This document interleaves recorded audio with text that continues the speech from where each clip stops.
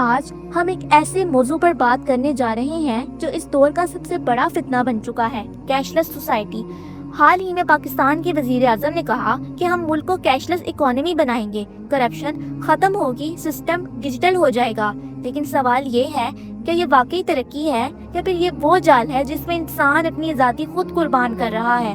اسلام نے ہمیں پہلے ہی خبر کر دی تھی، دجال آئے گا، لوگوں کا رزق دے کر ان کا ایمان لے لے گا، جو اس کا انکار کرے گا اس کا رزق بند کر دیا جائے گا۔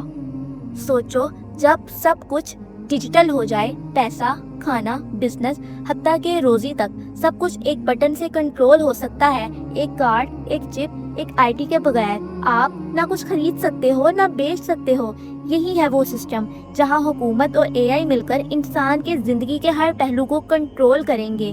اور جب انسان کا پیسہ ڈیجیٹل ہو جائے تو اس کا امتحان شروع ہوتا ہے۔ جو نظام کو نہ مانے اس کا اکاؤنٹ فریز، جو سچ بولے اس کا ایکسس بند، اور پھر کہا جائے گا اگر زندہ رہنا ہے تو اس چپ کو اپناؤ۔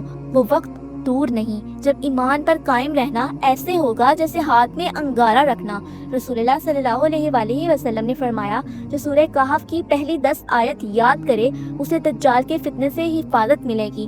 دوستو، یہ صرف ٹیکنالوجی کا دور نہیں، یہ ایمان کا دور ہے۔